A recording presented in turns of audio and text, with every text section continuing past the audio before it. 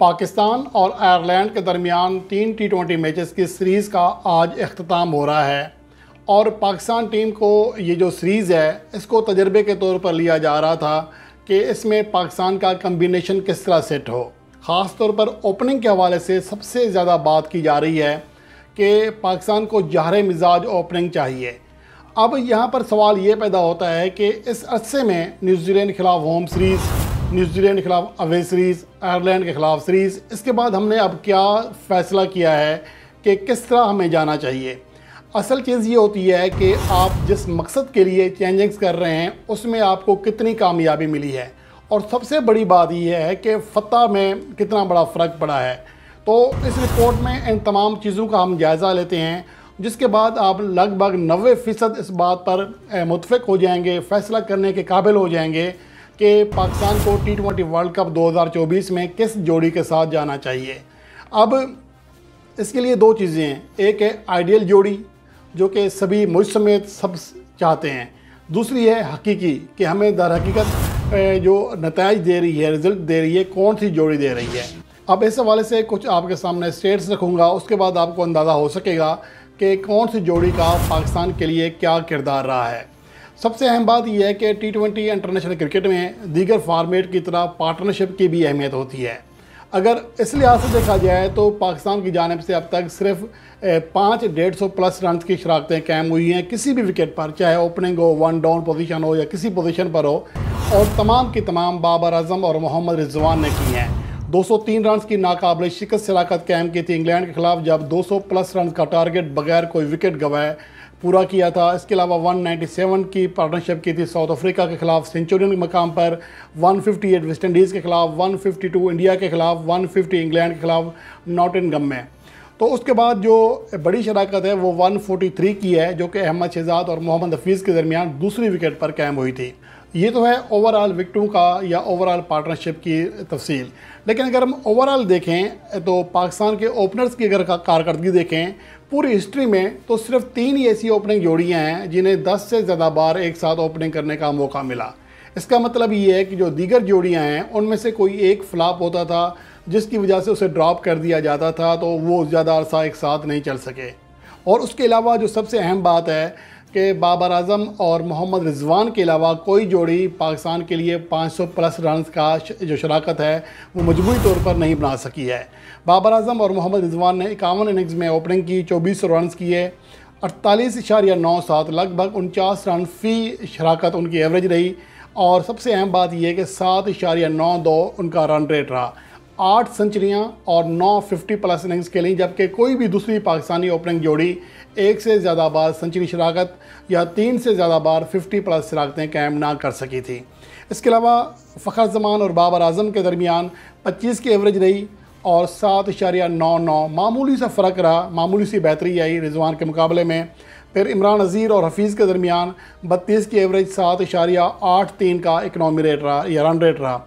अहमद शहजाद फ़खर जमान ने 40 की एवरेज के साथ रन्स किए, 8.12 मजमूई तौर पर एक रन रेट रहा। इसके अलावा कामरान अकमल सलमान बट का 8.12 रन रेट और 35 से ज़्यादा एवरेज रही।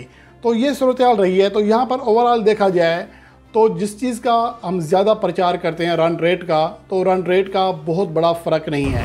इवन के रिजवान और बाबर आजम की जो एवरेज है कोई इसके करीब भी नहीं है। तो इससे अंदाज़ा लगा, हकीकी मानों में देखा जाए तो लगता है ऐसा है कि यही जोड़ी बेस्ट है। लेकिन पाकिस्तान के शायकीन की बड़ी तादाद ये समझती है कि सैम अयूब को और फ़खर जमान को ओपनिंग करना चाहिए। अब इसके हवाले से हक़ाइक़ हैं वो भी आपके साथ शेयर करता हूँ। यहाँ पर यह कि अगर 2022 से हम पाकिस्तान के ओपनर्स की परफॉर्मेंस देखें तो 29 इनिंग्स के लिए बाबर आजम और रिजवान ने 1235 रन की हैं, 44 की एवरेज है। बाकी किसी ओपनिंग जोड़ी की जो एवरेज है वो 20 रन फ़ी इनिंग से ऊपर नहीं है। सैम अयूब और रिजवान की शराकत औसत जो है वो 13.66, बाबर आजम और सैम अयूब की 20 की, मोहम्मद हारिस और सैम अयूब की 6 रन फ़ी इनिंग्स, बाबर आजम और मोहम्मद हारिस के 14 रन फ़ी इनिंग्स, जबकि हसीबुल्लाह और रिजवान की 0। और रन रेट की अगर बात करें तो बहुत बड़ा फ़र्क नहीं है, 7.74 बाबर आजम और रिजवान, मोहम्मद रिजवान और सैम अयूब 7.80, जबकि बाबर आजम और सैम अयूब 7.86। बाकी की जो रन रेट है वो 5 रन फ़ी ओवर से भी नीचे है। और इसके अलावा इस अरसे में बाबर आजम और रिजवान ने 3 सेंचुरी शराकतें कायम की हैं, जबकि पाकिस्तान की तमाम जो बाकी जोड़ियाँ हैं उनकी जानिब से सिर्फ एक 50+ शराकत कायम हो सकी है। मजमूई तौर पर रिजवान ने और बाबर आजम ने 10 50+ शराकतें कायम की हैं। अब यहाँ से तो ये लगता है, लेकिन अगर बात करें फ़खर ज़मान की कि आजकल उनकी बैटिंग चल रही है, स्ट्राइक रेट अच्छा है, तो देखने में जो मुशाहिदा करने वाली बात है वो ये है कि बाबर आजम और मोहम्मद रिजवान का स्ट्राइक रेट 2022-2021 में शायद कम हो, लेकिन अब उन्होंने भी अपना गियर चेंज कर लिया है। जैसे जैसे ज़रूरत पड़ रही है उसके मुताबिक वो ख़ुद को बेहतर करते जा रहे हैं। और उसकी मिसाल ये भी है कि 2020 से 2022 तक पाकिस्तान ने T20 फॉर्मेट में कामयाबी हासिल की थी, इसलिए वो अपने खौल के अंदर चल रहे थे। अब वो अपना स्ट्राइक रेट बेहतर कर रहे हैं। इसका अंदाज़ा इस बात से लगाया जा सकता है कि बाबर आजम का 2021 में स्ट्राइक रेट 127 था, 2022 में 123, जबकि 2023 में 146 और रवां साल अब तक 137.63 उनका स्ट्राइक रेट है। लगभग 36 की एवरेज है। गुज़श्ता साल 43 की एवरेज रही, यानी एवरेज भी बेहतर हुई है, स्ट्राइक रेट भी बेहतर हुआ है। इसके अलावा मोहम्मद रिजवान का 2021 में 135 के करीब स्ट्राइक रेट था, 73 की एवरेज थी। 2022 में 123 के करीब पर उनका स्ट्राइक रेट था, 45 की एवरेज थी। 2023 में 139.65 उनका स्ट्राइक रेट है, 54 की एवरेज है। और उसके अलावा रवां साल 133.46 उनका स्ट्राइक रेट है, 65 की एवरेज है, यानी हर साल उनकी एवरेज 45 से ज़्यादा रही है। इसके मुकाबले में फ़खर ज़मान 2021 में उनका स्ट्राइक रेट 127 था, जो कि बाबर आजम और रिजवान से दोनों से कम है। 2022 में उनका स्ट्राइक रेट 105 था और एवरेज सिर्फ 14 रन फी इनिंग्स थी। इसके अलावा 2023 में सिर्फ 112 का स्ट्राइक रेट और 21 की एवरेज। अलबत्ता चौथे नंबर पर खेलते हुए रवां साल बहुत ही आला किस्म के रिज़ल्ट दिए हैं। फ़खर ज़मान ने 154.71 स्ट्राइक रेट है और 36.44 उनकी एवरेज रही है। तो ये आपके सामने परफॉर्मेंस है। और यहाँ पर मैं ओपनिंग जोड़ियों का थोड़ा सा खुलासा पेश करता हूँ, क्योंकि हमारे पास फ़िलहाल 3 ऑप्शन यूज़ किए गए हैं।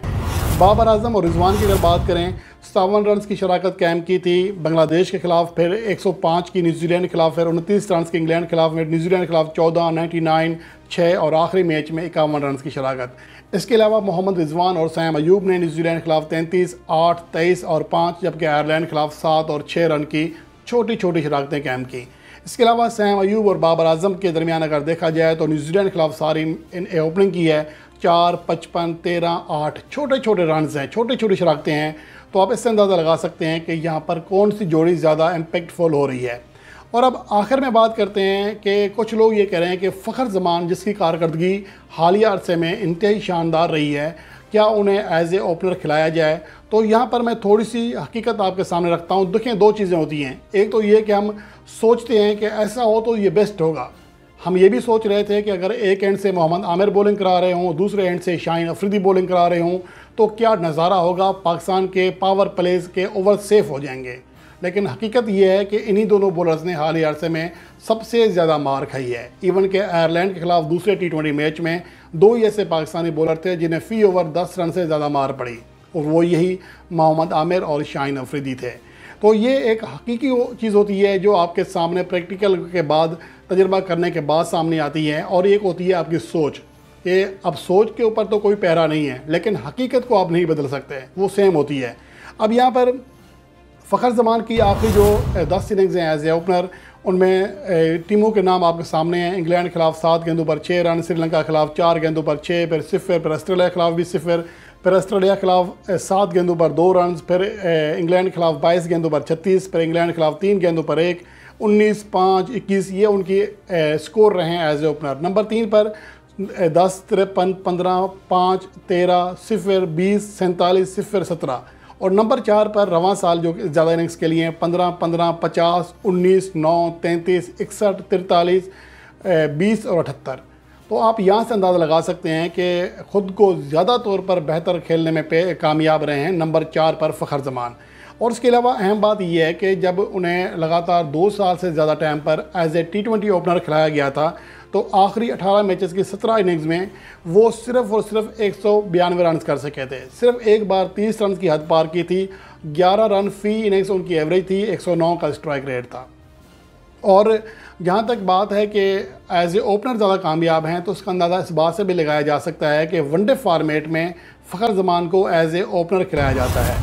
अगर उनकी हालिया अरसे में कारकर्दगी देखें, आखिरी जो 4 सीरीज़ खेली हैं, जिनमें न्यूजीलैंड के खिलाफ कराची में खेली गई सीरीज़ है, फिर अफ़गानिस्तान के खिलाफ सीरीज़, फिर एशिया कप, फिर वर्ल्ड कप। तो न्यूजीलैंड के खिलाफ सीरीज़ में 26 गेंदों पर 19, 17 पे 14, 64 गेंदों पर 33 रन किए और 51 उनका स्ट्राइक रेट रहा, जो कि बहुत ही कम है। इसके अलावा अफ़गानिस्तान के खिलाफ 5 गेंदों पर 2 रन, फिर 34 गेंदों पर 30 रन, फिर 33 गेंदों पर 27 रन।